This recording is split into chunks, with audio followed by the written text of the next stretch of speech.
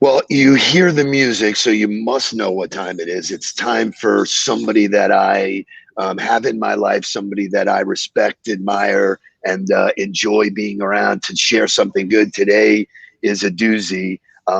My friend Will Helton, as you can see, we are friends, but we are adversaries. We are SEC football gurus. Look at him. That's So right.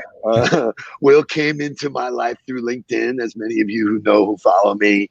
I asked him one question: do you have the Midas touch? And he said 100% I have the Midas touch. He is a leader, one of the leaders at the Midas Corporation. I'm thrilled to welcome my friend, my colleague, my client.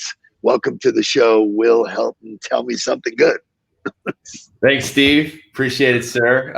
Glad to be here. Glad to finally have a chance to do the show. It's been a crazy few months. And been pretty swamped, but coming back into the real world and reality, and life is good and business is good. So glad to have some time to spend some time with you, my man. I'm super thrilled. I mean, let's go back for the audience. You know, we met. You sent me an invite on LinkedIn. I come back to you. How do we know each other? You come back. Hey, let's grab a coffee, which is so cool. And instantly, I saw Arkansas. I saw, that how you responded to that. We have a coffee. We become friends first. I love the way you're a family man. I love the way you run your business as a college athlete. So talk to us about Will Helton. Who is Will Helton? What do you do? How'd you get here? All that kind of stuff. Share that with the audience. Sure, yeah. If you describe me, you talk no further than I'm a family man first and foremost. My two boys, Jackson and Jimmy, two pre-teenage boys. So you've got to give a shout out to my amazing wife, Bernadette, as well. She's gone from stay-at-home mom to homeschool teacher to disciplinarian. Plus I'm the third child, right? So managing all that over the last few months, and now the kids are back to school. Hopefully that sticks around for a while. Back in the sports, it was great. Last night we had a scrimmage, and Jackson pitched and hit well, and the whole park was full of kids and playing all kinds of sports. It was like we live in the real world again. So things are coming back online, and it's really positive to see that. So awesome. I love that. That's how you describe yourself first. That's what we connected on. So let's go back to March, maybe middle of March. You and I are sitting at the Ben Hotel, and we are first and goal, using that term, on putting on one of the greatest events. I was so excited to speak at the Midas Convention, and you get a phone call right in front of me. So bring us back to what you were planning, what COVID did, because obviously you did the right thing, and then how you've reacted to the business climate, how you've dealt with all of your franchises globally. What's going on? Yeah, so Midas is $1 billion company. We have 1,200 locations across North America, and we hadn't. I came into this role about a year and a half or so ago, and we were planning on a big convention. We hadn't had a convention in years, and put a ton of work and effort and money. It's when I had you in.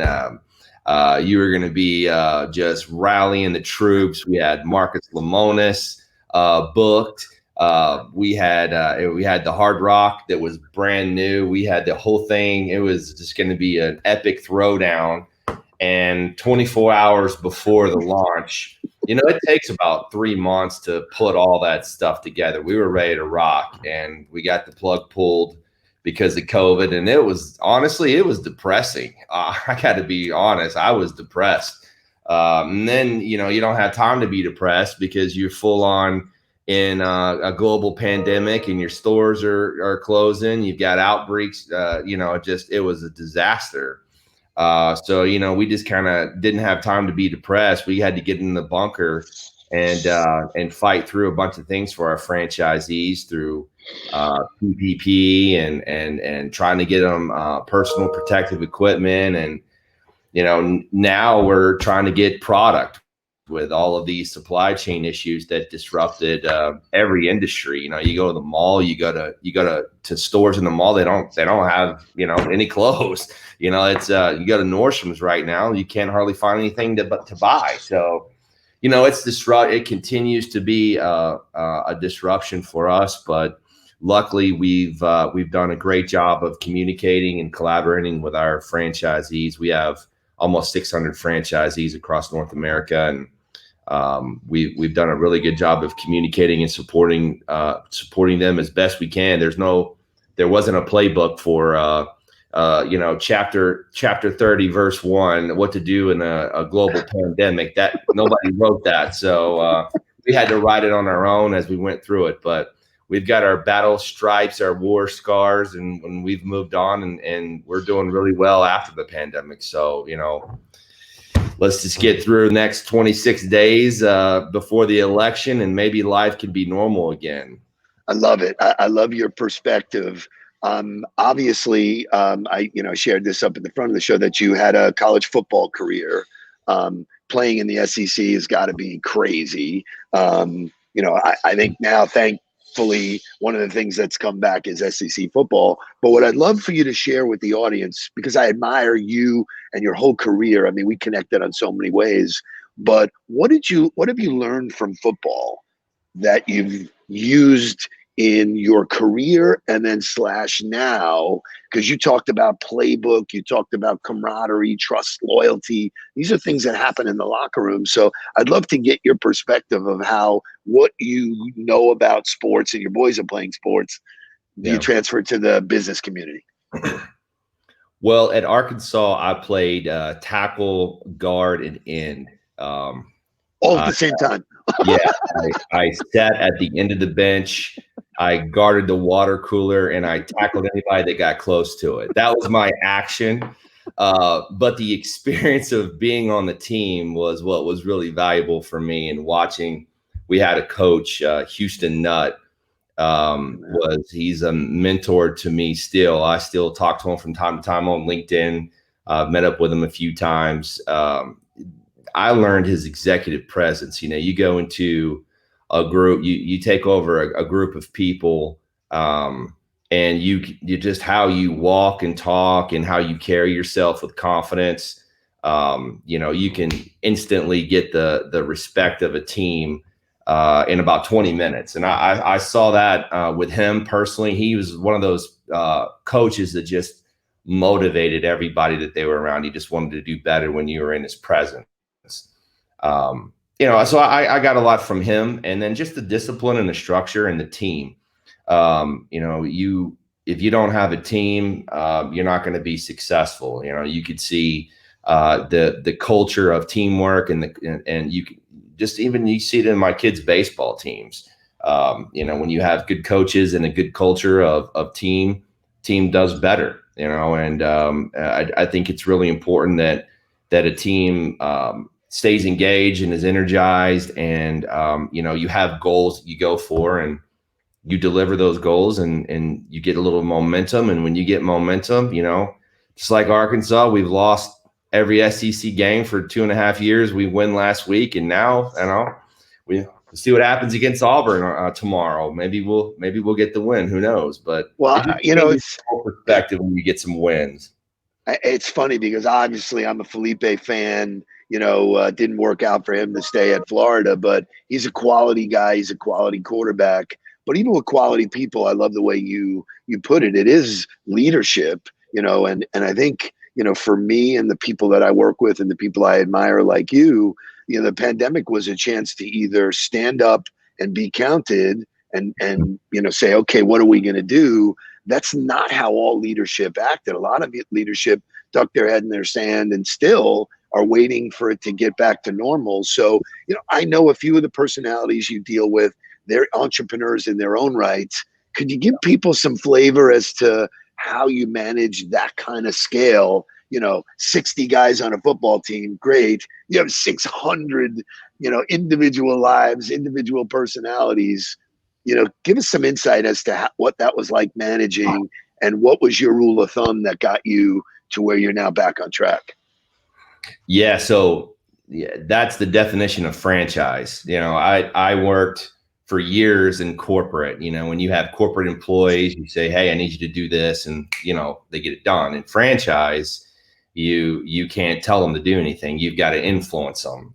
Franchise is all about influence. And if you own your own business and somebody from Midas Corporate, tells you, hey, have you tried this out? In about 6 seconds, they're going to decide whether or not you're legit or if you're full of crap, right? And so I think that we have a great team, and we have a culture where we're supporting our franchisees, and they can see it.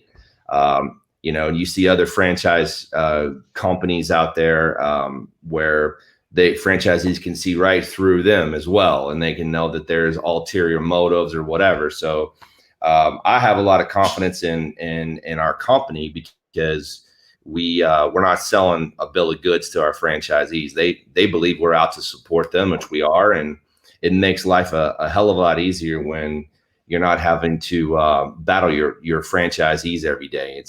It's a good thing whenever we're all one team, which that was the theme of our convention, was one team. And but we're working on getting the convention rebooked right now, and should have some good news with that here to come. So I'm sure I can't wait. I mean, the fact that you talked about depressed, I was so excited about that it was depressing for me too. It was like, oh man, but I thought your leadership handled it right. The takeaway from me from that time was, God forbid somebody got sick at that convention, which was a real possibility, that would be tied to the Midas touch. And so I think your foresight as a leadership team, as disappointing or depressing as it was, it's something you have to do. And what you learn in sports and in life, you got to make some hard decisions. That was a hard decision. So share with us some of the new initiatives that are going on. I know you guys are, as a corporation, are very philanthropic. I know Jamie and that team is really engaged in philanthropy, and, she and I have spoken offline. So what's some of the, the go forward things that you're doing with the Midas guys that my audience would want to take advantage of? Sure. Yeah. Well, TBC Corporation and Jamie, she runs the point on all the TBC corporate initiatives, which we do a lot of things with American Heart Association, blood drives. We've done a lot of donations to schools with computers and all kinds of stuff that TBC is very involved here in Palm Beach County, our home market here where our office is. So ton of things going on there.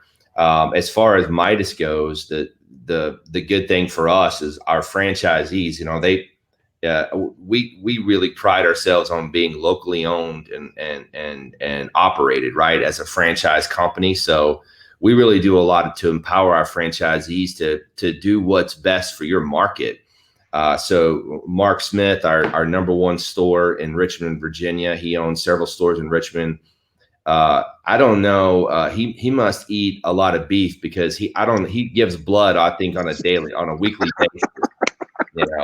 I don't know how he walks, and we talk about that all the time, but he built a brand new store. He built a $3 million store in Richmond, with a center located in it specifically for blood drives. It's the Midas franchisees, their community involvement second to none. So we have a lot. We have Ron Katz, who owns several stores here around Palm Beach County. I love Ron. I'm connected on all social media to Ron, and he is fantastic. Yeah, he does all kinds of stuff. He had a big event this past weekend for one of his customers that was ill. Did a big fundraiser there. So that's the beauty of us, is we have great owners, great franchisees, and they truly do care about their community. And so instead of us trying to dictate, hey, this is what you're going to do, we encourage everybody to do their own thing in their local market and have a strong presence, which works very well for us. I love that. So I'll switch gears for a second and talk about the consumer market that you serve in all of these local markets. And you and I and some of your team members have been in some dialogue about strategy and direction. So, we have a pretty sizable audience. Share with them why they would want to go to Midas. I've heard lots of the warm stories of what you guys do, but why Midas? And what services should people be on the lookout to go to Midas for? Yeah, why Midas? So Midas has been around since 1956, right? It's a brand that everybody's heard of, and we're locally owned and operated. We're a franchise company. So truly, when you're doing business with Midas, you're supporting your local economy. With Midas, we do everything. We do brakes, we do tires, we do everything. So it's truly a one-stop shop for all of your automotive repair needs. And we have 1,200 locations across North America. So anytime if you get your car fixed wherever, Atlanta, Georgia, and you're driving to Miami, you're going to pass by several Midases on the way there. So if you need anything, we're there for you. So we're not a regional or a local player. We're North America. Actually, we're a global franchise company as well. So if you're ever in Monterrey, Mexico, or in Australia, there's a Midas there as well. So this looks a little different, but yeah. So that's the big advantages we have, and we do a really good job, I think, of presenting that to our customers, and we still have a lot of work to do. Miles driven is expected to be down almost 10% during this pandemic, with people working from home and not traveling as much. So if you need your car fixed, trust the Midas touch, right? I love it. I love it. And that's awesome. So in our closing minute, which you've been a great guest, and I knew you would be, what do you want to share with the audience about something good? Like what is something that you took away from the pandemic that turned out to be good? We turned a bad into good. What is one thing you'd share with people from that perspective? Yeah, I'll share with this group what we just shared with our franchisees this week, and that's to have a growth mindset. You watch the news, you look at your social media, and you think, oh my God, the world's about to end. Let's just get into our bunker and wait, right? What if the other side wins the election? Or what if, it's just all this noise, and that's not garbage. It's legitimate stuff. But if you let it affect your brain, you're just gonna be in a bunker all day long. So, having a growth mindset, it's all about saying yes. It's all about finding ways to win over new customers. Customers are free agents right now. It's tough to get good service anywhere. It, Steve. You travel. You do this for a living, and you preach this all the time. And if you're, everybody on this broadcast, they all do sales. And, it's all about customer service at the end of the day. And a lot of companies are in their bunker. And if you choose not to be, there's a ton of free agent customers out there to be retained. So that could be the best line that I've heard through this whole thing, that every client is a free agent. I'm going to use that again. There are no ties, no loyalty anymore. What are you going to do for me right now? What's important to me right now? And if you can satisfy that, you have an opportunity to win new business. Dude, no surprise, you laid a drop the mic comment before we're done. You are the best. I'm proud to call you a friend, a client, and I cannot wait. As I told you, I want to come visit you and your beautiful wife and your kids. I want to watch some football, and then look forward to 2021 when we're in front of the whole group laying down some good stuff. That's right. Yep. Well, anytime, Steve, let me know, and look forward to seeing you as well. Thanks for the opportunity. You are the best, man. Thank you, brother. Be good. All righty.